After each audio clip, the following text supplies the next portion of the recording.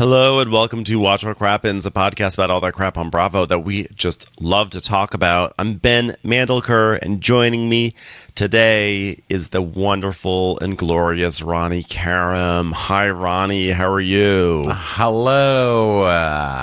Hi. Well, everyone, we only have 3 stops left on the Mounting Hysteria tour. Well, there could be 5. We have 2 shows that we're trying to add onto the schedule, but, you know, business. Nothing is locked down yet. So for right now, we have 3 shows left. We're going to Austin and Dallas. That's going to be on May 9th and May 10th.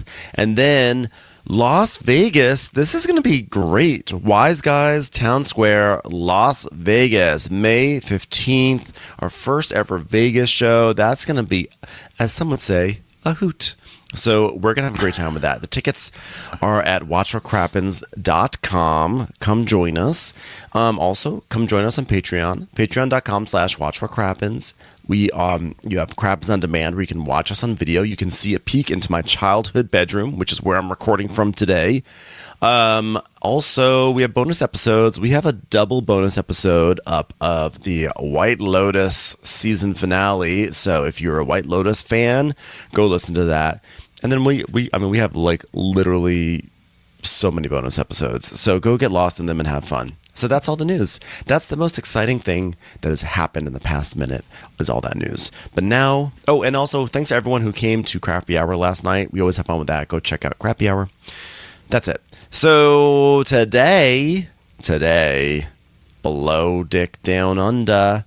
Now, Below Deck Down Under is in the Bravo news lately. You may not have heard this, or maybe you did hear it, that Below Deck Down Under is doing a crossover with the full cast of Salt Lake City, and Daisy's going to be the chief stew, and Ben is going to be the cook.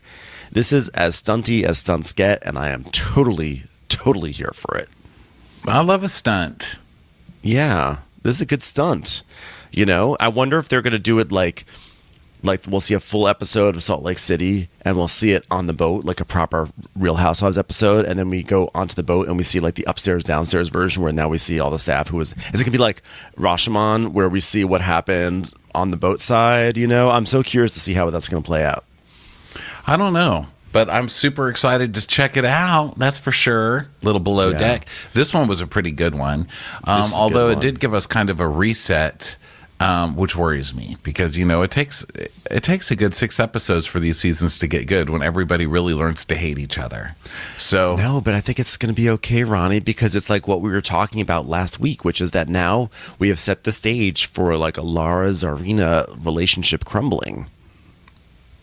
Yes, well, that's true. Now we get that, so that's good. We finally get to see Lara's mean girl energy come out. We saw a little bit of it today, but we're going to start to see it blossom over the next few weeks, which is what we've been wanting, you know? Yeah. So where we left off was that Alicia had crawled into the wrong bunk by accident, and of course, because Vion is, you know, the worst. He just is happy to cuddle her no matter what. He doesn't care. It's just a warm body has crawled up next to him. Yeah, Johnny to see this all over again because, you know, I watched it last week, but I didn't Zabruder film it. You know, I didn't like go frame by frame and watch it over and over. I was just so shocked by that twist that I was like, oh, and then I just let it go. But then watching it again this week, you know, people were saying in comments and, you know, all over these here internets that Vion had earplugs in and he didn't know what was going on. Like they had the Vion defenders and then they had like the Alicia shamers who were like, she knew what bed she was going into. She knew that Johnny was on the bottom bunk. She purposely got into Vion's bed, which I don't understand why she would do that. And then this week we saw Vion take out his ear pod or whatever the hell he had in there while she was still saying, Johnny, and then just pulled her in for a cuddle. Yeah. And then he admits later, he's like, well, I just thought she wanted to talk to somebody besides Johnny. Talk to? Yeah. You thought she wanted to talk to you? And you were, what a dick, this guy. This guy's such a piece of shit. Yeah, no, none of it makes sense. Even if he had earplugs in, which I cannot believe there are people who are defending Vion right now. Like, it's actually so sad. I'm sad for you. I'm actually genuinely sad. If you sat there and went on the internet and was like, no, don't be mad at Vion. He had earplugs in. He didn't know who it was. Like, I'm genuinely sad for you because you have terrible judgment. But like someone just crawls into your bed with you and you just auto cuddle with them. No, especially when your buddy was like, this is a girl I'd like, so please don't be handsy with her. So what's even worse is that, and what's not even worse, because it was obvious to the rest of us, he knew exactly who it was. So he was being, first of all, he was just being so disrespectful to Johnny's wishes, but it's also kind of like, you know, he hears her saying Johnny, Johnny, Johnny. She's obviously confused, and he's taking advantage of that situation. It's awful. He's terrible. Yeah, that guy sucks. He sucks. Mm-hmm. So, also, he gets grosser as it goes on. I don't know if that's I mean, I know his personality obviously does, but like he was so cute in the beginning, like he was, physically. And then by the end, he's just like so gross, you know? Ugh. Yeah, he's a real piece of shit. So, I'm surprised that there are any defenders of him out there. But I just feel like it's such a waste of working out. Like you work out so much, and this is how you end it. You know what I mean? Yeah. You put in all that work at the gym, and this is how you ended it. You know, you could have had such a good life. You had everything. You were little. You were cute. You were worked out, and now look at you. Now look at you. It's the sordid tale of the men who work out and get beautiful bodies. Unfortunately, they usually have terrible personalities. So it's just can't get it all. I don't know many of them, but I choose to believe that that's not true.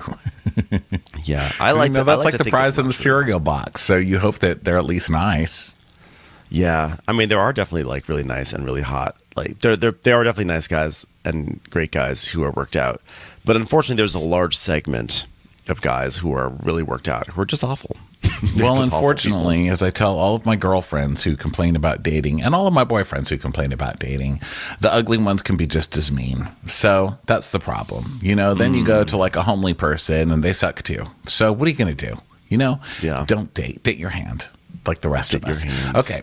So that's enough of that. So we see Jason is now woken up, which, you know, they make it look like he's woken up by yelling. Jason was brought out of bed by these producers, you know, totally, because he would not have first thought. My first thought entirely. He's on a whole different floor. So he's like, Johnny, would you like a kimono? And then Vion's like, I don't know what's going on. I don't know. I was like, do you not realize that you were you were cuddling with his girl, man? Come on, bro. So Johnny's like, this is horse shit, fucking shit.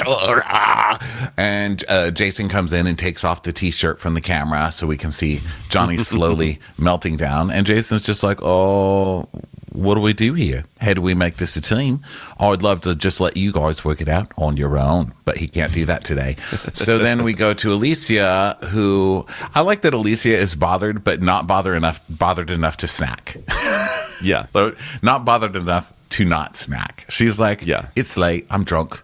I'm snacking while this trauma's going on. And I like, that's my kind of girl, because I'm a trauma snacker as well. Yeah, and she's like, so I went in and I thought it was Johnny's bed and it was actually Vion. And Laura's like, and Johnny walked in on that and he went mental. She's like, yeah.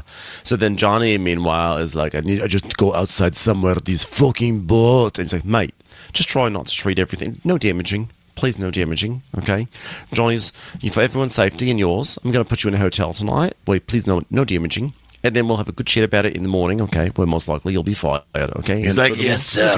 And you know this is below deck down under and not below deck sailing, because that other sailing boat is so damn damaged already. There's like cabinets falling over and shit, doors unable to close. Like, that's a damaged machine. Johnny would have been fine on that boat. But this boat, he's like, no damage. How dare you? So he's like, oh, I can't have Jason's like, listen, the damage is my department, okay? Find me a good port town. I will damage this boat. Right. But you don't things damage we're it. allowed to damage, mate. Docks, restaurants, but not the boat. Right? Not cabinets in the boat. These came from a very glamorous store called IKEA. Right? You can be safe. So he's very alarmed. He's like, I'm alarmed by this behavior, and you can't have this on the boat. This is not the Johnny I know. This is not the Johnny. Tonight, we've got to get to the bottom of it. So He's going to do this in the morning because emotions are high. So Bree is like, oh my God, I need to see where Harry is. How's Harry feeling about me? I mean, how's he feeling about me? Laura's like, he needs you, which is actually not true at all, especially given the fact that, like, you would think after this hectic night that Bree would spend the night with Harry in that guest room. Instead, they like share like another little like kiss on the lips and part ways. Yeah, Harry's like, I'm going to be sleeping with my trauma this evening. Thank you. Maybe we'll talk to you tomorrow. That was hot and heavy. And this is a big thing to say, but I want to say this before we go to bed. I would love for you to shut the door behind you as you leave. Thank you. Do you want to cuddle tonight with your own pillow in your own bed? Because that's what I'm offering for you. So Vion is texting. Wait, is he texting or calling? I guess he calls Alicia, and they call on the phone. Yeah, and she's like, "I'm in my room. That was not intentional." And he's like, "Honestly, it's fine. She's not the one that did something wrong, douche. You are." Yeah, you did. It was really kind of like a violation. So, and it really bothers me that they never address it. Yeah. I think and I could have sworn when I watched the episode last week that Vion like kissed her shoulder. I could have sworn I saw or heard that, but I was too lazy to go back to verify it. But I'm gonna just have it's in my mental space. Either way, he definitely like spoons her, and I just think it's if she thinks she's getting into bed and she's spooning with a different man, and the man that she's with is spooning her in return, knowing that he's not the man that she thinks he's with. I don't know. I think that's shady. I think that's wrong. Yeah, we all do. I'm not making anything. He forgives her, so that's pretty good. Yeah. So she's like, "But where's Johnny now?" And he's like, "I don't know what the fuck is going on. Captain took him away." And she's like, "No." And he goes, "Yeah, because he's crazy. He's fucking crazy. I mean, what? A bird's gonna come into your bed and you're not gonna cuddle? That would be mean. That would be mean. I'm not a mean person." So Zarina is helping Harry get set up in the guest cabin, and he's like, I can't go back to that cabin. I absolutely can't. I'm not even sure Harry knows what's going on at this point. And Zarina's like, no, you can't do that. So then Lara and Bree show up, and Harry's like, what's going on? Are we here for a very small kiss, and then you guys will absolutely leave the room? And Lara's like, well, Alicia went into the cabin thinking it was Johnny and didn't know what was going on. And then Johnny walked in the cabin and Alicia was in bed with Vion and it fucking kicked off. And then there's screaming and Bree's like, and he told Jason he's ready to leave. What does it mean? And Harry's just like, oh, I'm going to stay here. I've had enough trauma for the night. Good night, everybody. And to the love of my life. I haven't met you yet, but when I do, it's going to be amazing. Good night, Bree. Oh, Bree, one last thing. You didn't hear this, but I threatened to walk off the boat because there was nothing keeping me here. Okay, have a great night. Goodbye, nothing keeping me here. Have a great sleep.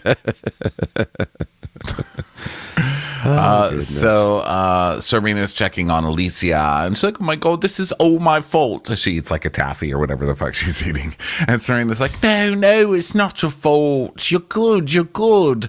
All we need you to do is concentrate a little bit harder on aiolis. Fork edible aiolis. All right, that'll solve everything. So Alicia feels bad. She's saying she feels gutted, and Lara's saying that she was scared. Like, she's like, that scared me. And Zarina's like, yeah, I'm just trying to figure it out. And Lara's like, strange person, stop speaking to me. I'm having an inner monologue. So then it's the next morning, and Jason radios Lara to the bridge, and everyone starts waking up. And Alicia's wondering if Johnny's back on the boat yet, but like he's still at the hotel. And now they're wondering if they think he's going to get fired. And Bree suspects he will. Yeah. So Jason and Lara talk, and he's like, let's digest last night, as I was trying to do when I was woken up because someone was banging into cabinets. I still have 3 undigested peanut M&Ms sitting by my bedside, so let's get this over with so I can get back to my best friends. All right? She's I was trying to digest the M&Ms because I couldn't quite digest the soup that was served with a fork. So please, let's work on this. So she's like, well, I heard from Alicia's point. She tried to get in bed with Johnny. She got in bed with the wrong guy. She said something about Vion trying to clean the deck at the wrong times, which is horrible, and not leading his team properly. So, and Jason's like, all right, you want to go get her? So then she goes and gets her. And meanwhile, Marina's making pancakes, which is exciting. So then Jason's like, okay, sorry, did I wake you up? She's like, no. He's like, all right, well, how are you feeling? Not awake. I mean, very awake. I was totally awake. Not great. It's like, all right, well, you haven't done anything wrong, but what do you recall happening? So she talks about how she went into the room thinking it was Johnny, and then it was all kicking off because she saw Harry crying. And I was like, wow, Lara must have been so happy that she didn't have to tattle on that part. She's like, thank you. Thank you for not making me be the person who has to tattle yet again on Vion. Yeah, but it was annoying that wasn't part of it. Like, first, I mean, my story would have been, okay, the whole night was chaos. First, Vihan yells at Harry and makes him cry. And then he starts cuddling with some girl who's not his and pisses off Johnny. I mean, I don't know. I need Jason to know more because Jason's in his cabin too much. He doesn't know all this shit is going on. Somebody needs to tell him. And Harry's like such a big gossip. Like, you know, we get on Harry for being a little tattletale on this boat. But come on, man. Laura, you're a tattletale too. What the hell? This is your job. Tattle. I honestly think Laura was working her way up to it. She wasn't going to like lead with that. I think she was going to lead with this and then be like, and you know, the thing is with Vihan, he causes so much chaos. But then Alicia just drops it right in there. So, you know, Laura's like, yes, love that. Thank you for accelerating that bullet point. Yeah. But you know what, Jason, here's a couple people Jason's always going to stand up for. Vihan and cabinets. So Jason's like, where was he punching? Was he punching in the bedroom at cabinets? That's a no-no. That's a no-no. She's like, yeah. Yeah, and I was trying to tell him it was a mistake, you know, and then Laura's like, it's not your fault. It's him. It's not you. And he's like, well, you know, there was aggression there. He was punching cabinets, slamming doors of cabinets, and I've got to make a safe environment for the cabinets at this point. Otherwise, the cabinets aren't going to want to work here anymore. Everybody understand what I'm saying, right? Listen, Alicia, I'm always here. You can always knock on my office, just softly, because, you know, doors have feelings too. Just thank you for your time. So my biggest managerial decision in 8 weeks is going to be to protect the cabinets. All right, I want that on the record. So she leaves, leaving just Jason and Lara alone. And now Jason's like, all right, I sense like there's some good goss. So let's tell me, spill the tea, sister. Harry in tears. What led to that, do you think? And I know you know, so tell me. So then she's like, of course, so happy to say that Harry was distraught because because of what Vion said to him. She's really, you know, teasing it out. And she's like, Vion? It's like, yeah, well, there's been kind of a situation with Vion where it just was not nice to be around him at all. She's being so vague. Like, just say it, Laura. Just spill all the tea. It's weird. She acts like she just doesn't even want to be there to talk about it. She's like, all right, I mean, Vion this, Vion that. I'm like, come on, this is your chance. Get on it. And so she's like, yeah, you know, nobody wants to be around Vion. And he's like gaslighting me. Like, I feel like I'm going crazy, but then no one wants to be around him. So I know I'm not crazy. And he's like, oh, I'm going to talk with everyone today. Now, please get a blanket and cover the cabinets. All right. So then he brings Harry up and asks about the Vion situation. And he's like, yeah, he said, you know, get out of everyone's business, you know, or things are going to go bad. He was yelling, and it got to me. It got to me. The way he spoke to me, it wasn't nice. I'll tell you that much. It wasn't nice. Yeah, I didn't want to go back to the cabin, and I didn't want to see him, so I slept upstairs. And then Serena's like, well, he shows his face to you, then he shows the face to other people, and Vion has caused so much drama, it starts to build on people, and at the end of the day, you get nothing for nothing. When people are reacting this upset to the same sort of thing, it just shows it's not one person putting the blame on someone. It's time for a commercial. It's time for a Crappens commercial. So he's like, well, looks like I've got to make some decisions. Damn it. I'm going to have to be out of bed all day.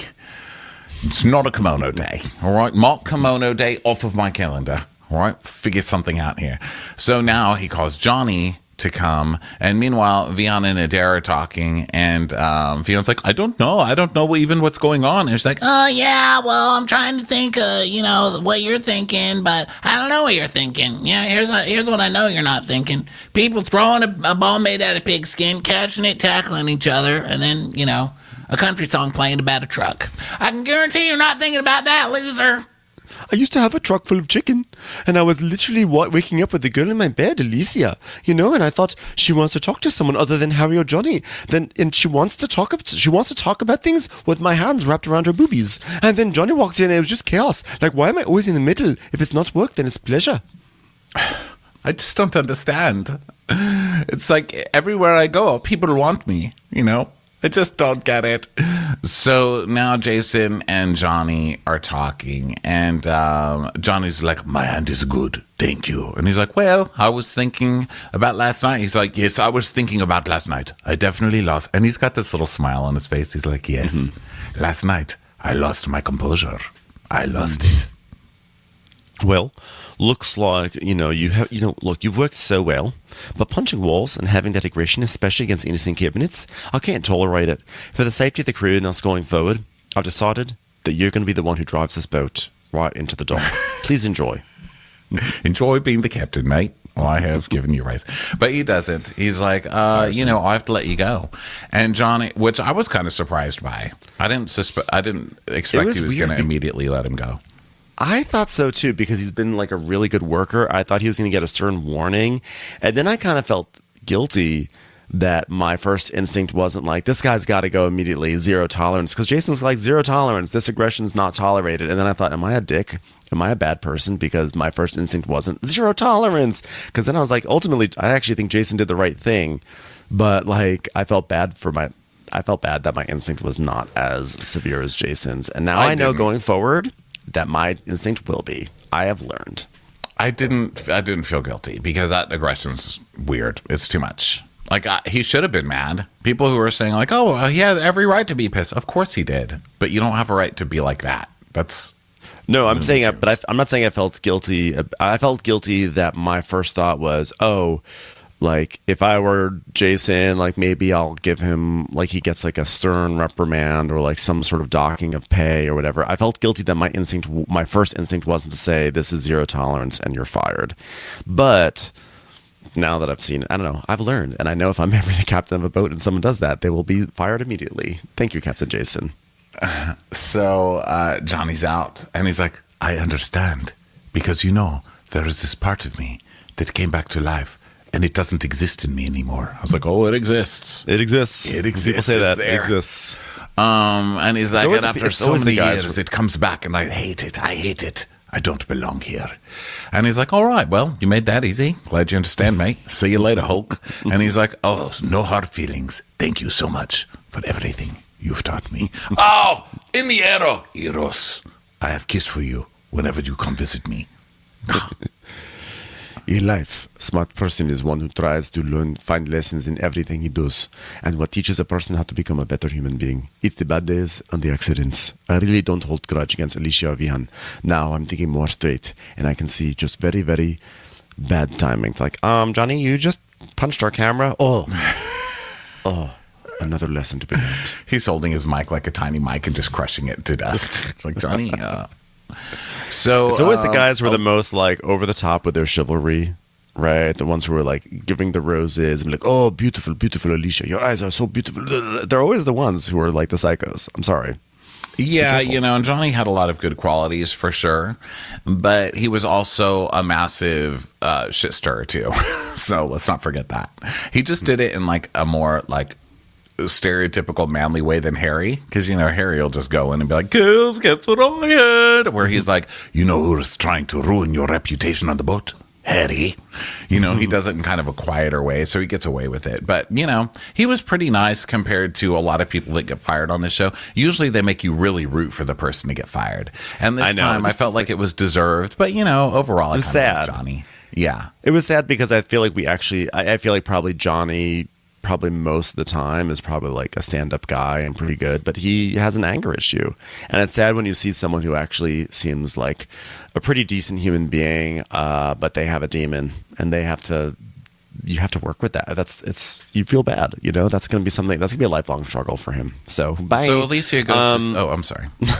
No, that just was like bye. I was going on to what you were going to say. Yeah, so Alicia goes to say bye to him, and she's crying, and he's like, I don't blame you. I don't think you really knew what happened. Although, You could feel that the body beside you was hairless and covered in sludge, but that's neither here nor there, you know. I'm sorry to you. I'm sorry to Cabinet.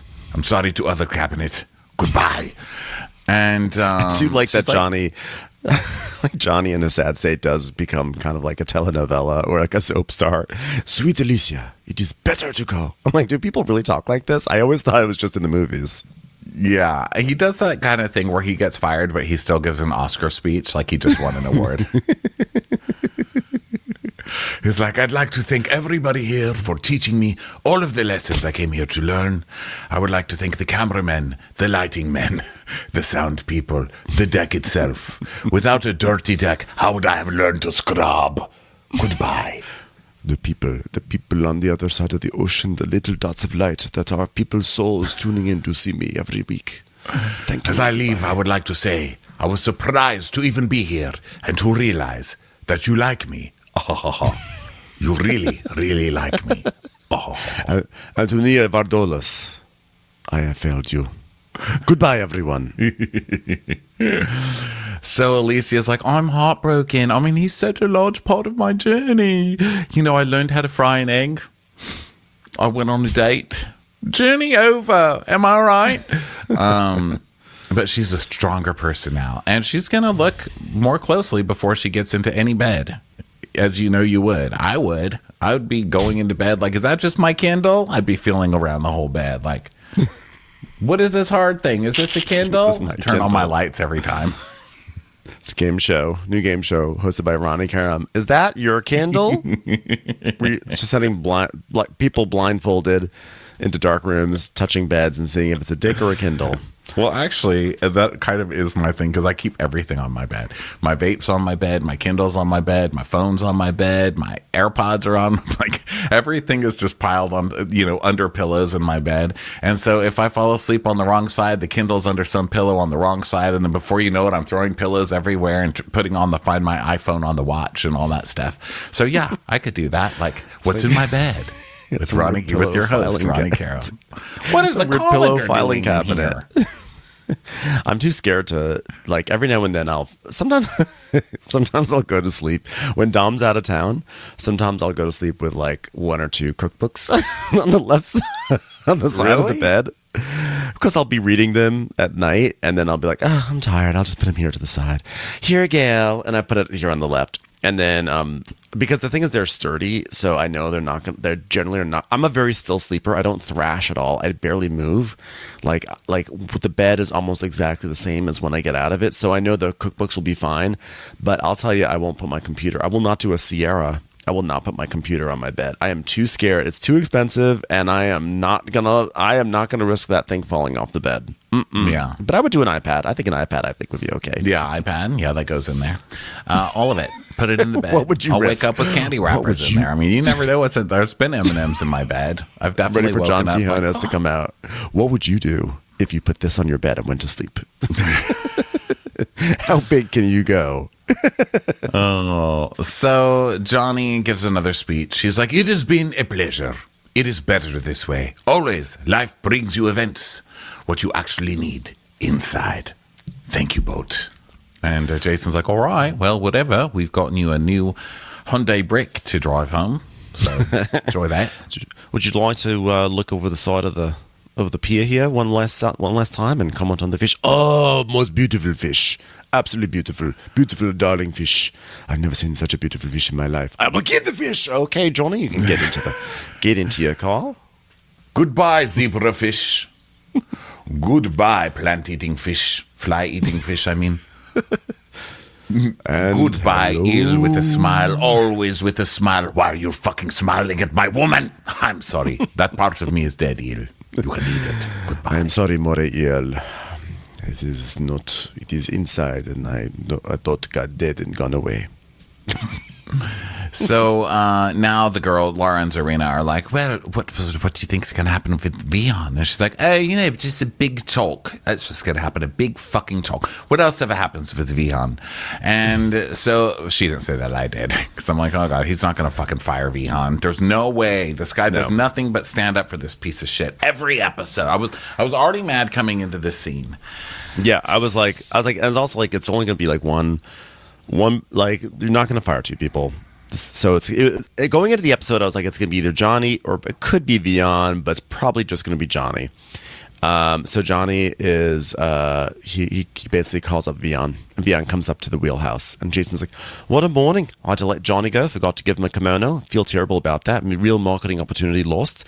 It's punching walls, aggression. It's just not something we can tolerate. But I've also had some very telling conversations about you today, mate. And Vion's like, really? He's like, yeah, like last night you were screaming at Harry. And you know Vion's like, that fucking tattletale Harry. But Harry was not the one who tattled this time. Harry merely cried on the side of the boat and said, I'm going to walk right off this boat. There's nothing holding me back, not even a supermodel. Yeah, and Vion gets his Homer Simpson confused eyes. He's like, what? What? Me? I was not screaming at Harry. I've never disrespected anyone ever. And he's like, all right, well, listen, I've given yourself some responsibility. You've really not done a great job. You're not cohesive in the interior. Listen, negativity won't be tolerated. And he's like, okay, there's not one person on this boat I wouldn't cuddle with, except maybe Laura. Maybe possibly Laura. But you know what? I've given them one of my crew deck members, which, no, you haven't. No, you didn't. That is also her deck members, or her interior it's a member. deck stew. She's dumbass. a slash. Okay? She's a deck slash stew. That's right. And this is what always She's a happens with those deck transformer. stews. It always happens to deck stews. It's always the deck team always claims them as like their own. And no, it's not that way. So I'm always happy to help. I'm always the one that's friendly and positive and smiling. I don't understand where all this is coming from. So Jason's like, well... He's like, do you know how many people I've offered my penis to? Do you know how many times I've had coffee with so many people because they enjoy my company? It's like, well, I know what you're saying, and at the end of the day... You got nothing for nothing. And that's I what you feel can say like- for the life of the poor. It's a struggle. Who is It's a singing war. that? Who is singing that song right now? Don't worry about that. It's just the boat. It's the ghost in the boat. I've given It's the them one of my Cabinets. The Cabinets were singing much sadder songs earlier, unfortunately. Castle on a Cloud rings a bell. Hold on. What are the Cabinets singing now? Summertime and the living is lazy. Doing a real Porgy and Bess mood now. Okay, anyway, the point is this. I know you're confused. I feel like you're not taking accountability for the things that's been happening. And with everything else that's going on, I'm going to make a change. You're the common denominator, creating the divide within the team. It's like an infection, and I need to cut the infection out, so I'm letting you go. But I cut the infection out before I came here. Do you know how much penicillin I took? How could you do this to me? And he's like, all right, you're the common denominator. Now you're bringing math into it? Please leave. But I had a chicken truck. All right, I don't know what that means, but you're going to have to go. Can I at least take the brass polish? Because it looks really good on my pecs. All right, just go. Please just go now. You're embarrassing everyone. Why are you on my lap? Please get off of my lap. What? Just trying to show you love. Don't touch me. It's against the rules. Please go. I'm stunned. I've been trying my absolute okayest and didn't appreciate that. So be it. So he's mad. What kind of show is this that mere mediocrity isn't rewarded? I mean, so what? I nearly drowned a guest, and so what? I cuddled with someone that she didn't realize she was cuddling with me. I don't think this is grounds for expulsion. I don't understand this. So he makes a beeline for Adair, and he's like, can I come quickly in? She's like, okay. And so he basically hugs her, and he's like, I've been let go. And she doesn't give a shit. She's like, oh, well, I'm sorry, hon. Okay. He's like, what is that on my back? Did you just pat my butt? And she's like, Oh, it's pinning the tail on the donkey. It's like if you heard bad news, but you were at the diner and the only person you have to hug is like the waitress who came by to give you a refill of coffee. Like that's kind of the energy at this moment. Like Yeah, she doesn't Adair's- inherently care about you, but she'll console you. but he is like, oh, having to say goodbye to a girl. He just like drops his head and starts sobbing. I died laughing. Also, I was cheering that Jason did this. You know, I give Jason a lot of shit this season, but I think he did the good thing. I was like, wow, that guy snaps from total inaction to like, all right, you're all fired. Goodbye. All right, can I go back to my room now? He does love a double firing. He did that last year with Luke and Laura, who were two of the most vile people to ever be on Below Deck. So then Adair is like, well, I think that Vion is trying to convince himself as well as me that it's not a problem, but he's got himself into a love triangle with Irina and Marina, and he's ended up in a situation with Alicia and whatever the hell that is, and he's pissed off Johnny, his best friend, he's bickering and always fighting with Harry, and he's always fighting with Laura, and I'm going to miss him, but like, he was also kind of real dumb. He doesn't like to play in the mud and drive tractors and stuff, so yeah, bye. There's a possibility I could miss him at some point in my life, but I'll tell you this much, I'm never going to miss him as much as I miss Koozies. You know, he won't understand why that song Pontoon is such a good song. He doesn't understand that lifestyle. On the pontoon, catching rays and making waves inside of the So now Jason calls a crew meeting and he's like, all right, Johnny's out. No level of aggression against cabinets is ever tolerated here. And listen, I don't want negativity here. All right, here's what I want. Kimonotivity. All right, I want everybody to filled with the feeling that at any moment you could be lounging in a kimono from Captain's Lounge. Do we understand? they're like, yes, Captain. Thank you. So Laura's like, saying, you know, Jason making the decision to fire Vion is an interesting decision. I mean, we're all going to miss Johnny a lot. And then she just sits there silently. I was like, oh my goodness, thank you for bringing the spirit of Kate Chastain with you today. So, Harry's telling the girls, if there's one thing I can trust, it's me. No, it's the captain's decision-making choices. And poor Bree's like, but what does that mean about me? Does he not trust me? I hope we have a conversation about this later. So Jason calls up Australian Norma, known as Shelley, and he's like, all right, Norma Shelley, I need some CVs ASAP, and I'll need this right away. Hope you're not too busy staying at home because you're not out on a date because no one's attracted to you. I can do it too. So it's supposed to be funny, you goddamn monster. All right, listen here. Nobody wants a bowl-length kimono. Shelley's just like, what the fuck? What does that mean? Sorry, it got away from me. Didn't make I any guess sense. they can't all be normal, eh? Goodbye, Shelley. Or shall I say, Sheila? Oh, fuck off, Captain. Oh, geez. So Serena is now trying to make it light, and she's like, oh yeah, I'm gonna get a matching tattoo with Jason this season. I'm gonna get Jason across the chest. And he goes, what font would that be? And she's like, Roman. And he goes, would it be bold? Would it be bold font? I'm like, that's his font knowledge. Yeah. So Speaking of Kate Chastain is just at home like, amateurs. Stupid Moron. So we go back to the tortoise sanctuary because it's everyone's day off. So they go and they pet the tortoises, which are so cute, those tortoises. And then they get It's to the only person on the cast that makes me feel young.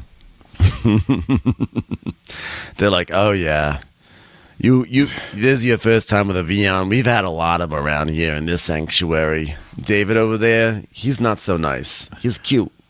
Don't want to get in bed with him. Listen, kids, this is sea life, all right? Look around. You got to be prepared. Notice one thing we don't got here. Cabinets. Okay? Remove temptation. So Shelley texts Jason. She's already got 2 CVs ready. I've got to say, Shelley does some good work. She was really quick. I mean, you wouldn't think that you'd be able to find some people who are ready to fly off to the middle of the Indian Ocean so quickly, but Shelley's on top of it. Well, is she though? Because one of the guys doesn't know anything. One of the guys literally knows nothing. I think she just went outside and was like, all right, Jason just made some horrible dating comments at me.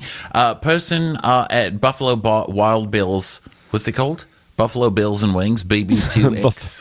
What is it called? Buffalo BW squared, Buffalo Wild Wings. Buffalo Wild Wings. You want to come in here? You need a job? I've got a real asshole for you to work for here. All right, just here's the thing. Only wear jogging pants. Just say no to kimonos. All right, you're hired. you know what? We can get a lot of people in here. They could be really, really qualified. They don't know what they're doing. Have fun while your boat crashes yet again. Commercials. Here comes one right now. So, Jason leaves them to go deal with that, and then everyone else is going, like, they're having fun. They're at the beach, and they're, like, snorkeling and having a nice time. And then here's something controversial to say.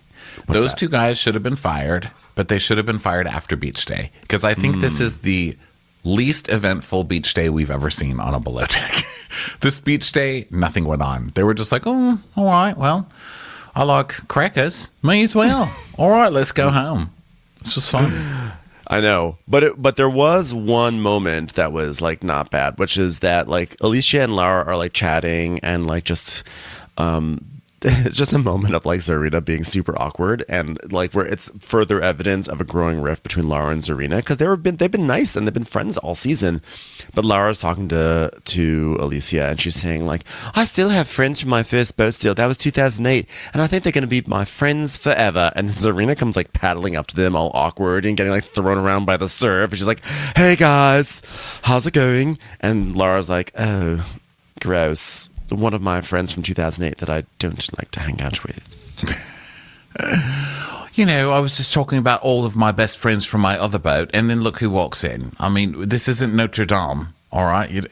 You hunchbacking your way over here. She's like, geez, go back to your bell tower. She's like, oh my God, what the hell? I mean, just trying to be sexy here. You know, just roll up, my tits coming out. See that? She's like, yes, your nipple's out. Please put it away. Please. All right. Trying to be a little sexy. Hey, if you see bubbles coming out of the water, it's because I just farted. Right? Zarina's definitely developing some Mary Catherine Gallagher energy.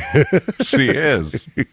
She's always like kind of had it. That's why I like her. She's always just kind of like, yeah, it's sexy, isn't it? I just farted on myself. Oh, goodness. So I don't know if was this the moment or was it later when Zarina's talking about how she's always trying to fit in with cool girls? That was later. Okay, I'll pause on that. But this was another moment. They're just like, okay, well, let's move away from this sandbar or whatever. She's like, all right. So then Jason checks in with Nate, who's a new... Wait. Is he new? Yeah, Nate's gonna be. Yeah, he calls Nate, who's gonna be the new bosun. Oh, he calls him. Yeah, and he's like, "Hi, Nate, how are you?" And Nate is like the most Australian Aussie. He's like, "I'm doing good," and he's like, "Oh, well, your CV looks good, so it looks like you're gonna have to hit the ground running." He's like, "Always willing to help out." It's like, "All right, well, looking forward to thank you very much." All right, it's like, "Oh, good day, mate." So we see his picture, and he's really cute, and he does kind of remind me of, remember Chief Quimby from Inspector Gadget? No, isn't that weird? I remember Inspector Gadget, and I remember Penny.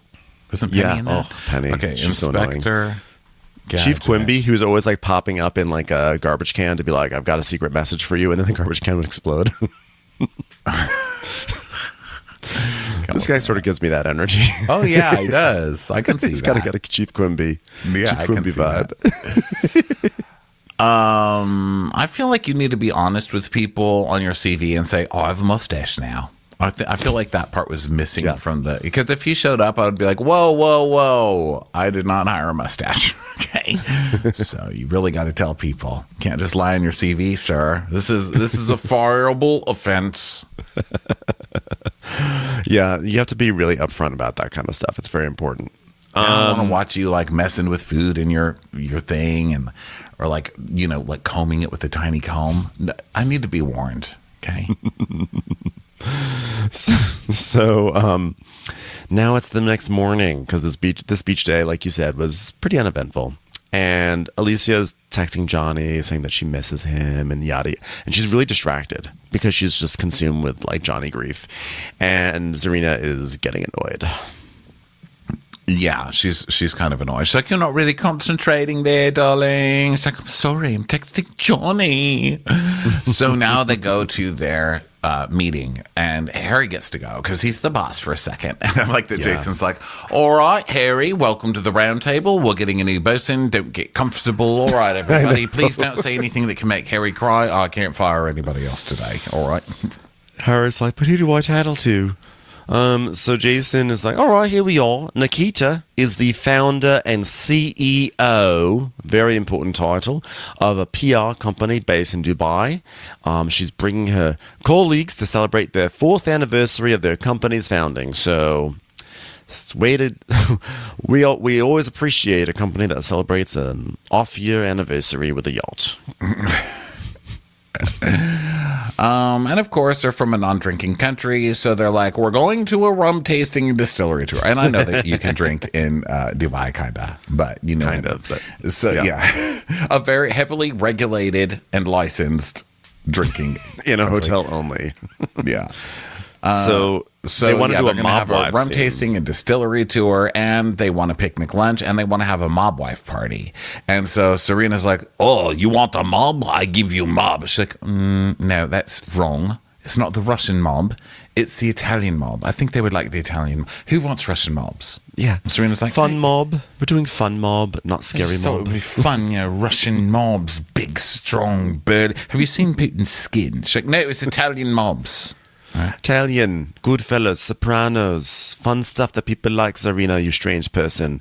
So she says, Zarina, they have this like very passive aggressive argument basically, where they're like, Zarina kept on saying like, but you know, Russian. She's like, no, Italian mob, Ray Liotta, Joe Pesci, that kind of thing, you know? So then they look at the CVs of the new guys, and Jason's like, all right, you can have a look at them now. Just be sure to swipe left or right. All right, so there's no confusion later. You ladies get the first dibs. And Serena sees one of them. She's like, oh, my God, he's got a chin like Superman. God, I've got a pair of glasses in my purse. Get on over here. Can we get a phone booth, or should we just say that that's what the galley is, so we can change right before my eyes? All right, Serena, you're foaming onto Lara. Can we please tidy up a bit? So they all agree. Bree's like, oh, my God, that guy's pretty. And Marina's like, what the actual fuck? They're both mine, okay? Because Laura says, well, Marina, maybe there's someone for you that would maybe inspire you to stay ironing, all right? Which is what you should be doing. They are both hot. So everyone's very excited because they've really had like dwindling standards on this boat. So they're really excited for them to arrive. And so now Nate's bio says he's from, I think he's like walking on the boat. And so they do this whole thing where they say he's from Sydney, Australia. He's 29 years old, 4 years experience as a bosun, and worked 2 years as a kid's party entertainer. Well, why'd you have to mess it up with that? Yeah. He's like, honestly, I was hired to do a roadshow of Inspector Gadget. People liked it. But, you know, at a certain point, no one knows what the IP is anymore. So to the seas I go. Listen here, I'm in charge of your deck. I'm in charge of your anchor. And if anybody wants a little action from the Wiggles later, give me a ring. As I like to say, dun dun dun dun dun, Inspector Gadget, dun dun dun dun dun, is a bosun. Doesn't make sense, but I like that your with it. idea of a modern kids party is Inspector Gadget. Well, no. And mine is the The Wiggles. Like, how old are we? Well, I did establish lore that he was doing Inspector Gadget parties, but now the kids don't know who Inspector Gadget is, so the work dried up, so we had to go out to yachting. That's why he only had 2 years. The only time I ever got there was hired to do lore. kids parties, they were adults obsessed with cartoons from the 80s. So got a little awkward there. He's like, I also, in my mind, he's part of an ensemble because he's clearly Chief Quimby, so he wasn't even Inspector Gadget. He just was like he played a minor role. He was basically the stage manager, but would come out for like the Chief Quimby scenes, but then would go back to moving the sets around. Yeah, Because also the kids' entertainer was I doing just a show. hired a Inspector Gadget thing party because 50 is the new 12. Am I right, everybody? Wait a minute, what's Quimby doing here? Can I get Inspector Gadget at least? I paid for this party. What was the name of the dog? Was the dog named Bone? You're killing Was the dog me. named Bone? I have to look this up too. Dog. Yeah. Because if that dog is named Bone, shame on Penny. You could do better. Come on. Why are you naming your dog Bone? It's also such torture for the poor dog. Every time you Brain. call the dog think that, what? Brain. That's Yeah. right. I knew it was with a B. Before you Okay, went too Penny, far you're on off the that hook. Bone rant. Thank you for stopping me before it got out of Before the penny stands came for you. Like, how dare you? All those pro Penny, pro Vion stands. Yeah.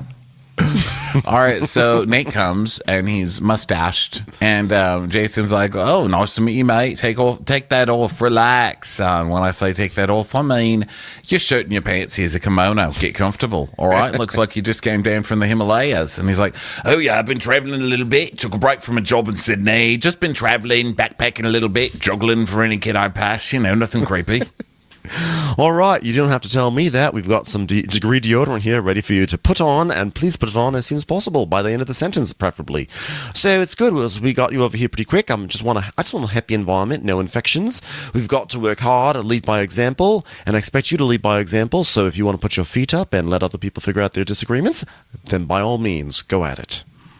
So this guy's like, "Holy shit, just got off the plane on the charter. Absolute chaos, but it's the way I like it. I was born to a mother.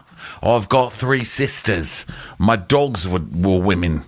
Every checkout lady I've ever been through in a store has been a strong woman. All right, I'm surrounded by strong women. That's all I care about. Strong women. That's why I've got perfectly highlighted hair and even a highlighted mustache. That's me." Let's dance, baby. So then he goes around meeting everyone. He's got like this. He really does have this kind of like Buzz Lightyear, like chin with the dimple with the cleft or whatever you want to call it. It's like kind of amazing. And so everyone's like, "Oh my God, hi, Nate." And Zarina meanwhile is talking to Alicia, and she's like, "Alicia, since you keep on running into that refrigerator door with your head, have you had coffee this morning? I'm going to need you to help focus and cook a little bit instead of texting and being in a cloud." She's like, "Oh, no, I have. It's just not doing the job. Oh, but there are Aussie people on board. I love them. They're so fun." She's like, "All right, come on, focus, go, focus." Serena's like, "Did we get cauliflower? Because I wanted to have a vegetable to represent Vion's personality on the day that he left. Could you check the fridge for that?" She's like, "We've got And it." his hairstyle. Yeah. So then Serena passes her and she's like, "Oh my God, metal on metal. Can we not do metal on metal? Plastic spatula, please. Plastic." I was so grateful for that little moment. I feel like this has not been articulated enough on Bravo. Don't put metal utensils in the nonstick. Just don't do that, people. I don't even think it was a nonstick. Wasn't it just metal, like a silver pan or whatever? Not silver. Perhaps, but it just gave me an opportunity to give that PSA. I didn't know that you can't use metal on the metal pans. Not the nonstick kind. I knew that. I think metal, I mean, maybe, like, for sure you can use pans, metal you know? on, like, a cast iron. Like, that's one of the perks of cast iron. Maybe, I know some people are very precious about, like, their steel, and they don't want scratches and stuff like that. I'm just like, it's a pan. It can be scratched. I just don't want, like, my nonstick coating to come flaking off. So, you know. Oh, yeah, that's not good for you. Yeah, I think that, yeah. So anyway, Nicholas comes. He's the new deckhand, and he's kind of hot too. And he's from Toulouse, France, and he's 24, and he has 6 months experience, and he cried watching Indiana Jones live. Was it because you spent money on Indiana Jones live? He's like, "I just love Kate Capshaw so much." So That's a funny fact, though. What is Indiana Jones live? I don't know. That's the thing. I don't know. Is that the thing they do at like No, it's not Universal because the ride is at Disney. I don't know what Indiana Jones Live is, or is it that he went to the movies and saw it and cried? Was it Temple of Doom with Kate Capshaw, or was it like? I thought it was like one of those theme park shows, like you originally said. That's what I thought he meant too. It probably was. Was Kate Capshaw there? Kate Capshaw was in Temple of Doom, right? I'm asking you all the questions. I'm really challenging you today. I'm like, please name me the dog from Inspector You're picking Gadget. like and every please tell me piece what of pop culture I don't care about, which is really rare because we're usually on the same page with that stuff. But Inspector Gadget, I was like, oh, that's so stupid. And Indiana Jones, I was like, man. Bad. I mean, I kind of liked Indiana Jones, but then I went to the new version of it, and I was like, oh no. You know what's funny if you Google Kate Capshaw, one of the first things that comes up is what happened to Kate Capshaw. She married Steven Spielberg. She doesn't need nothing else has to happen. Yeah, that girl's in a fucking bike floating over the moon. Okay, she doesn't need the publicity. So Nicholas, never mind. Go ahead. Never mind. No, it's not. I'm not going to take us down this path. So Jason meets Nicholas, and he's like, all right, here's what you do. You walk by the rubbish, you take it out. You need that interior needs help, you help them, all right? But always refer to your bosun, and you've got an opportunity. You're going to learn. Now, here's my question for you before you step on this boat. What do you think of cabinets? He's like, I'm a cabinet stroker. Perfect. You've already got a raise, mate. Well, it depends on the cabinet. If I open up the cabinet and a giant cannonball comes rolling out of it, I may cry. So I have a complex relationship with them. Yeah, he does talk low. He's like, I've actually got into the yachting pretty recently. This is the biggest boat I've ever been on. I mean, I've only been on 2, but still, this wins. And, it's got a complicated layout, almost like the Starship Enterprise, right? Believe it or not. I wasn't very popular in high school. I was like, you know what? Before you opened your mouth, I would have said bullshit. But now that you've opened your mouth, you know how the person, and I don't mean his personality is unattractive. I just mean nerd alert, because he's like really hot and model looking. But then the way he moves his face, he's like, it's a boat. It's a large boat. This is my favorite combo. Is someone who's really hot, but he's like only recently hot. He's still in his like nerd. He's still carrying high school nerd baggage with him, and it's that's like the best. Yeah, I love a hot nerd. Yeah, it's great. So he's like, I feel like I'm on the Starship Enterprise. So downstairs in the crew mess, Alicia's still distracted, and Serena's losing her mind about it. And then Nate is getting along with everyone. He's like, all right, everyone, in terms of prepping, where we at? We're going to use some shimmies and keep on going. And so they're happy because he's like a proper leader. Yeah, so Serena and Alicia, she's like, you're very distracted today, my love. I just don't think your brain's quite woken up yet, has that? Should we get a drip coffee, like an IV drip, into you? Because Jesus Christ. I heard someone scream this morning. Their name was Pan. They were abused. All right, we're going to fix that. How about this? Why don't you grab that metal spatula that you were using and, okay, now stand still while I whack you on the head with it until you wake up. All right. So then Laura comes in and she's like, Marsha, have you not seen the film The Brady Bunch? There's this girl in it, and there's these 3 sisters, and they're all blonde, and there's one that's like a little bit quirky and a bit off, like Serena, but cuter. She literally says that, like Serena. It's not us. And there's one bit that she goes, Marsha, and Serena's like, oh, all right. Well, I guess the models are talking about me, just like in high school. Here's me, ugly, fugly, wuggly, standing over on the wall while cute girls talk to each other.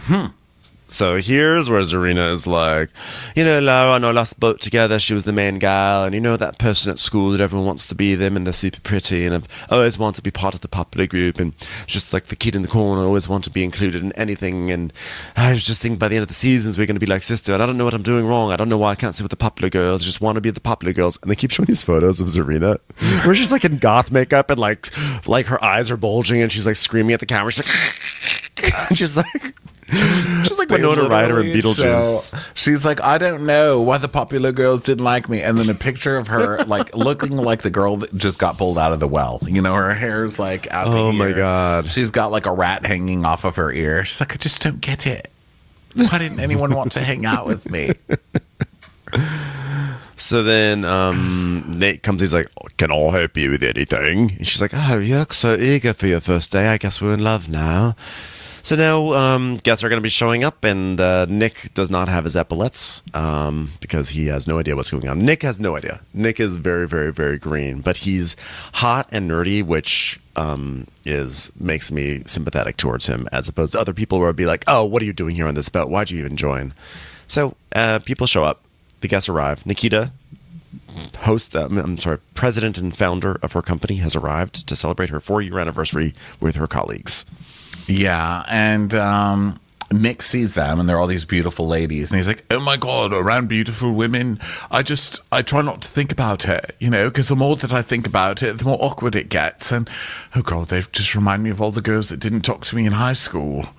And that seems cute. Like, it seems like, oh my God, he's going to totally hook up with Serena, right? Because they have these matching scenes back to back. Like, the popular girls don't like me. He's like, the popular girls don't like me. I wish he was doing the same photos as Serena, just in like goth makeup and screaming at the camera.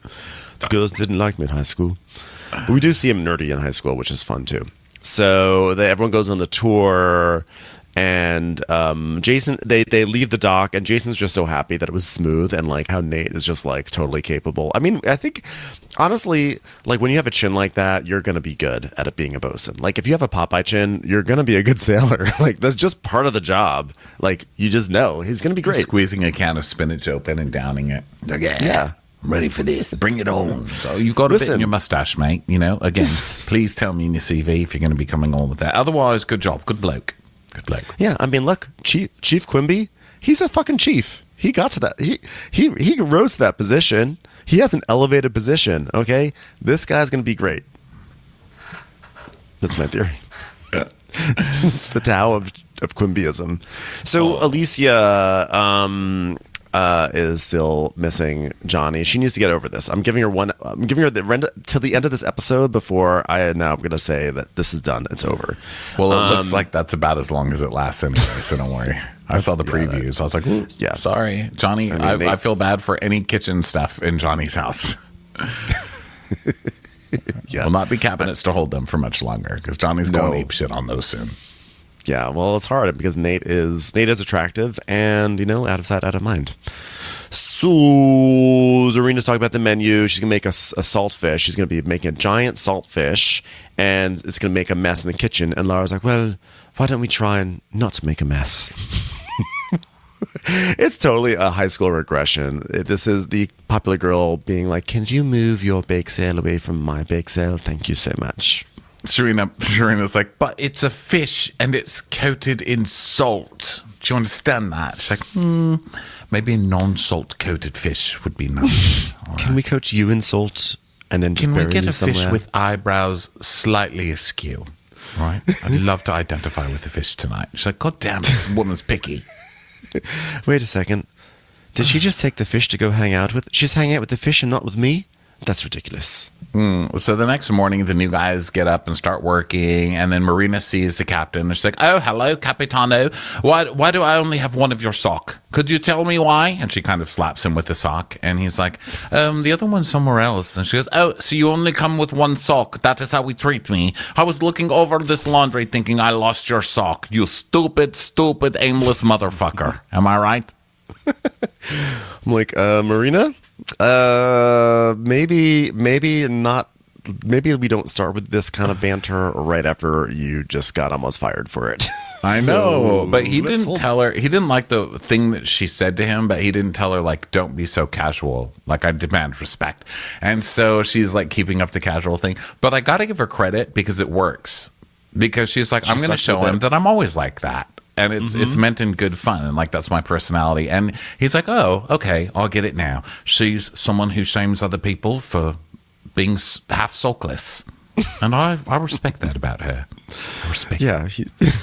Not only does he respect this, he actually winds up advocating for her because he then goes up to Laura and he's like, so what's the goss? Just kidding, don't care. I'm going to tell you something right now. I think we're on the right path, and also you got you some help. So we've got Marina, and let's put her on service a little bit more. What do you think? I mean, she found my sock.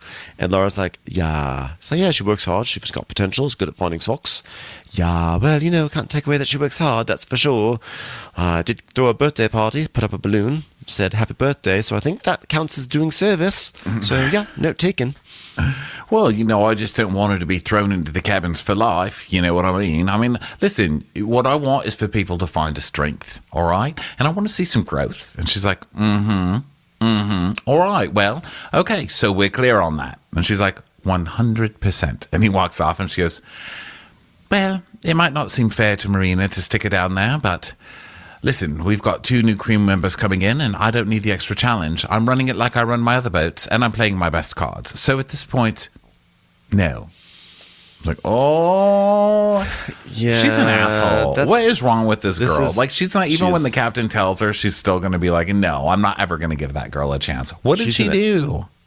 Yeah, this is a dick move. Makes me like her more because I like my chief stews to be dicks. But this is like, well, just give her a pity service. Let her do breakfast. Let her do like an afternoon. Let her do some drinks in the afternoon. Like, I say, like my hey, chief stews to be like sarcastically funny, but I don't like them to be mean to people for no reason. Like, this is crazy. Like, she's got something personal against Marina. What'd she do? I don't know. I don't know what Marina did. If I'm getting this, like, I wonder, are we not getting the full picture here? Or is there like a version where Marina was like not very good at service? I don't know. I don't think she's ever done it, has she? She did it one charter, but it does seem weird. It does seem weird that she's so reluctant to have Marina on charter, and I'm on service, and I'm like, let her do like one shift. Let her do the afternoon cocktails, like let her do something so that way she feels like she's not being taken advantage of or forgotten about, because you also do need to keep your peeps happy. And this is like, you can throw her a bone or a brain.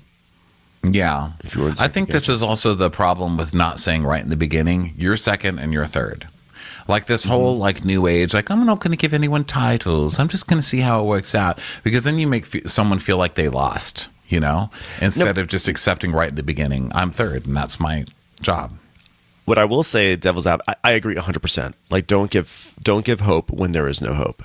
I think on the flip side, like we've seen this with Daisy and other people too, where they're like, look, you're better at this. You're better at this. This is how I want to run it. This is not like a moment of like, oh, but I want to be on service. It's like, you're the laundry person. This is your task. And like, we've seen that in the past, and we've gotten so mad at people for being like, just do your job. Why do you think you are like, why do you think you are owed X, Y, and Z? But it is kind of flipped this time around, where it seems like actually she's doing a good job, so she should be rewarded. So I can sort of understand. It's like, well, Maria's good at this and Marina's good at that, so why would I change that? But yeah, my instinct But says she doesn't know let her have an how it would afternoon be shift. opposite. She doesn't know that Marina would be bad at service. It's like she just likes working with Bree's. How it's I coming. think she just likes Bree. Yeah. Yeah. I think she is. I think that ultimately Lara is. She is like someone who's like, I'm going to be the queen girl, and I'm going to have the people who are like, I'm going to be the queen bee. They're going to be the plastics, and they'll be the non-plastics, and that's just the way it's going to be. I think, and the that's reason true, why too. I say she's just getting the model who's a blonde. She's getting the blonde model to be her best friend. Exactly. And the reason why I say I like that is just because I find it to be deeply entertaining when that kind of like tribalism like emerges on a boat. That's it. Because then they all fight. Yeah, I think she's an asshole. So then we go to first night of charter, and the guests are getting ready for their big mob night.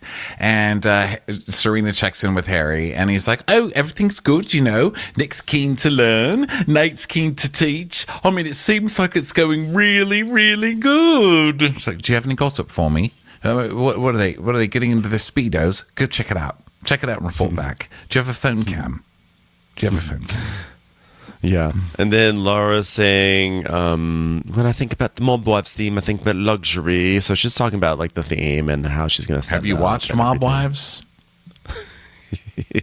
Girl, that was Yeah, on a shady block of Staten Island. No, I don't think luxury. Yeah. So now we I have a think big people in the trunk. And Dillard's calling, asking like Nordstrom's calling and being like, "You can't come back here until you pay your bill." So now we have a big plate issue, which is that Zarina's gonna be serving basically Italian food, etc., and she wants to serve it on these blue plates. But the blue plates are not going to go with the decor that Laura has set up, and Laura wants white plates, and Zarina hates white plates, and Laura's like, I know that you don't like white plates, but it's not going to look right on the table. So if you want to sit with us at lunch, you're going to have to put the pasta on the white plate. Yeah, she's like, but that's not the plate I want to do. She's like, it goes with the white plate. Do you understand that, right? She's like, fine. And then Nick passes by, and he's like, oh my God, drama. There's so much drama. He like goes into a room and just talks to himself. He's like, I'm just going to pretend that wasn't drama. I'm going to pretend that wasn't drama. Yeah. So maybe it wasn't drama. Maybe they're just having a discussion. Maybe there's no drama at all. He goes through a whole journey with himself. So now so Serena's like, what the fuck? I don't come up and tell her what bedding to put on the bed. I leave it to her because she's a fantastic stewardess. Like, does that mean she thinks I'm a shit chef? Probably yes. So No, just shit it in like matching plates. You know what I mean? just wants to. In this one, I'm like, why does it matter what Does it matter? Does it matter a huge deal? What plate do you think? I mean, serve it on the It doesn't matter a big. huge deal. I actually do think, based on the table that we eventually saw, the white plate was the better choice. I actually do think like a white plate is more like on theme with mob wives or like mob dinner. I do think that like, it's like the red sauce on the white plate. It kind of pops more than on like a blue plate. So like, I understand white plates are boring, but it's kind of the vibe. So I actually side with Laura on this one. Yeah. So then, let's see. Courses are served. Okay. Everyone's like, oh my God, it's Mob Wives. I love the dessert. You better not mess with me. Okay. Did that sound mobby? They're like, oh my God, you're so mob girl. You're so mob boss bitch. Yeah, they get all these. Looks like a lovely dinner of pasta and arancini and more pasta and lobster and steak, all the good stuff. And then Zarina's asking Nate for help, and she's like, "Can we have you both?" And he's like, "Oh, do you want me?" I was like, "Uh-oh, she's gonna fall in love with him." And then Alicia's gonna Alicia's gonna wind up dating him. So he helps out and everything, and it's like Jason's helping out too. So these new guys seem like all right, more or less. So they're carrying up this giant saltfish, right? And Yes. Laura sees it, and she's like, "Oh, wait a minute. The issue is that their plates are full. I'm going to have to clear all of their plates if we take that giant fish down there. So please just take the fish apart." And she's like, it's a whole fish. It's not going to be instant. She goes, "I don't care. Just do it." That's so shitty. She told you she was going to be serving a whole big fish. So move your decorations and shit off the table and make room for the fish. Like, to have her destroy that big fish and plate it is so shitty of Laura. I've really turned on Laura fast. Fuck Laura after this episode. I don't think F her. I think she's still. I think I got the impression that Zarina still went ahead and like still did everything with the. I think Zarina still went she forward filleted with the fish. She deboned the fish and put all the meat on a plate and then sauced the plate. So she didn't get to do her and whole sent it tableside presentation. down. It looked like a big plate of mashed potatoes. They're like, "Oh, thanks." That's crazy. I thought. Oh wow. Yeah, that's Isn't crazy. that what that because was? I saw that there was I did see a plate of fish. It all happened so quickly. I was in my mind. I thought, oh, they had a little scuffle, but then it all worked out all right. I thought that she had broken the salt, shown everyone the fish, then went downstairs and filleted it. But I could have been wrong, and honestly, wasn't. I guess I was not paying as much attention as I could have been at this red snapper impasse. Oh, yeah. The way I saw it was she intercepted the fish. She sent the fish back for Serena to fillet it. Serena filleted it and put it on a plate that looked like mashed potatoes, then sauced it and sent it down. Yeah, But I don't know. I definitely saw that plate, and the plate looked sad for sure. I it didn't looks realize that she sad. didn't get to actually do a full presentation. It's a lot of work to make a big saltfish. We've seen people fuck up a saltfish. Wait, actually, haven't we seen it with her? Where she's like, "Oh shit." We saw it on Below Deck where someone tried to do a saltfish, and it was like, "Oh my God," and it doesn't fit in the oven. I just felt bad for that fish. That fish was lying there. She called it Bruce. That fish was lying there like, really? I died so I could be eaten at a fake Mob Wives dinner? How about I want to be eaten at a real Mob Wives dinner? Can I even be eaten respectfully at a shitty dinner? Oh my That God. fish was like, oh God. I'm alive, everyone. I'm alive. No one can see this. I'm alive. Don't bury me in the salt. By the way, we have not given any shout outs to any of the fish on this episode yet. There was some nice work done by a zebrafish. A clownfish was doing the stupid clownfish thing as usual, like really get over yourself. I did not spot the moray eel. There was a very large manta ray of some sort that I think that one was the big one for me of the episode. That manta ray came right towards the camera with its mouth open. And then what I actually really liked in terms of, I think my biggest award, my favorite fish editing of the episode was in the beginning when things were tense with Johnny. They cut to some fish, like a school of fish, and the school of fish were like, "Oh my God, don't say anything. Don't say anything. Like it's going down. Don't say a single thing." I loved the scared fish. Yeah, the zebrafish really won this episode. They just kept showing the zebrafish a lot. Is that what they're called, zebrafish? I think look so. Like zebras. Yeah. That did great work. There was also a close-up of a big kind of stripy non-zebra fish that I like that one, but I feel like we should have had more time. And I think there was a flounder at one point. I could be wrong. Great work overall. So then now they're going to play beer pong. So the guys are in the mess, and Nate's like, "Oh, we part of tonight's entertainment. I mean, we can play if they want us to." And Jason's like, "Yeah, for sure. Just don't drink, behave yourself, and enjoy the rest. All right?" And Nick was in there, right? when he said Nick that. was in there. Nick is definitely getting the Dum Dum edit already, which is hilarious. There was one point where they showed him trying to open a garbage bag for like 5 minutes. It was amazing. So now they play beer pong, and it's the least eventful beer pong I've ever seen. It was a sad beer pong. It wasn't like personality filled on any of their parts. So then Marina's checking in with Adair, and she's like, so how is it working with the guys? She's like, I mean, they're fine, you know. Like, I asked one of them to come up with a rhyme for truck, and they couldn't do it, so I don't have much hope. But we'll see how they work under pressure, I guess.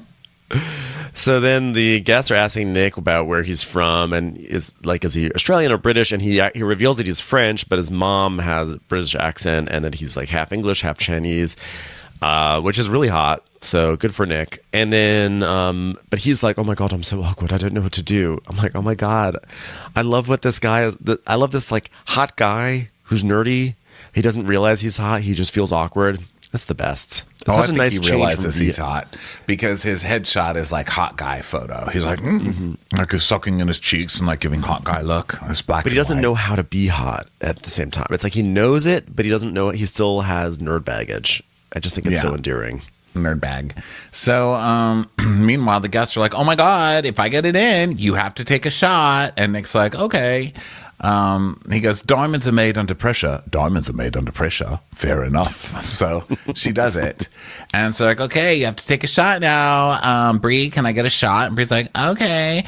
So Nick takes the shot, and Bree's watching with her eyes wide, like, "Oh my god, he's taking a shot. I'm gonna have to discuss this with somebody." And then he takes it and he comes back to her, and she's like, "You can't drink on charter." He's like, oh God. He's like, I can't believe I just did that.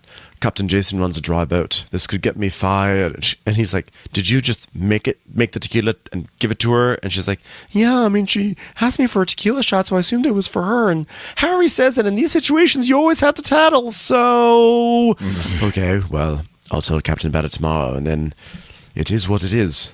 I've learned my lesson.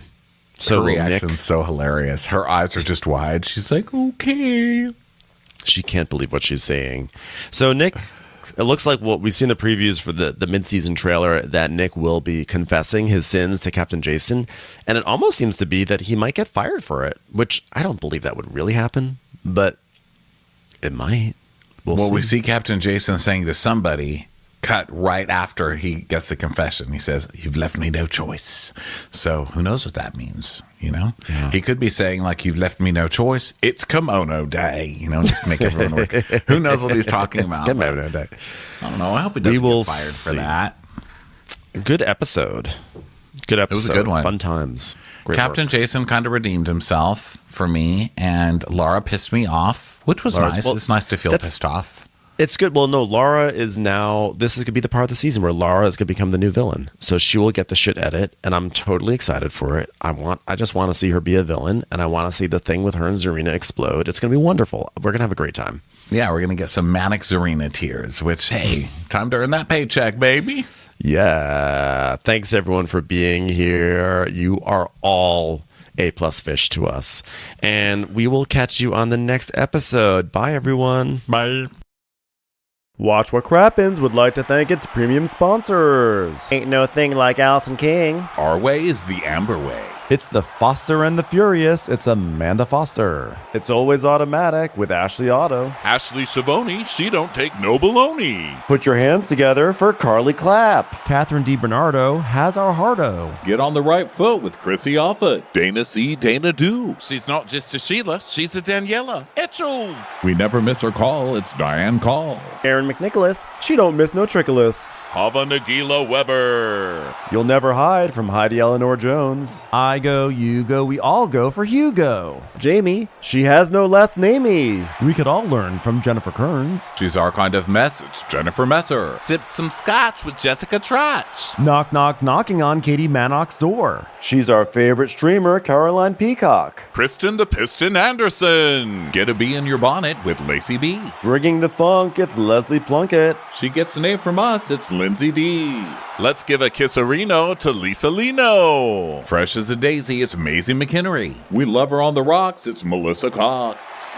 Megan Berg. You can't have a burger without the Berg. This is Livin' with Michelle Vivian. I love ya, Olivia Williamson. Tastier than Flanderson, it's Rachel Manderson. She sure is swell. It's Raquel. Yes, we canna, it's Savannah. Cast a spell with Shannon Spellman. Let's share with Sharon Eldridge. The Bay Area Betches. Betches. And our super premium sponsors. She's VVIP, it's Amanda V. Can't lose when you're with Amy Baldwin. Somebody get us 10 cc's of Betsy MD. We're taking the gold with Brenda Silva. Let's get real with Caitlin O'Neill. Don't get salty with Christine Pepper. Can't have a meal without the Emily Sides. Let's go into the woods with Guy Tubbs. Who, what, why, where, and Gwen Pentland. It's our queen, it's Queen Laifah. Nobody holds a candle to Jamie Kendall. Know your worth with Jason Kurth. We got our wish, it's Jen Plish. She's not harsh, she's Jill Hirsch. She's a little bit loony. Junie. My favorite Murdo, Karen McMurdo. She gets an A, it's Kelly B. We love him madly, it's Kyle Pod Shadley. We're ride or die for Lisa Ryder Barron. She's a whiz, it's Liz Sarthy. Always killing it, it's Lola Alkalani. The incredible edible Matthews sisters. She eases our woes, it's Melissa St. Rose.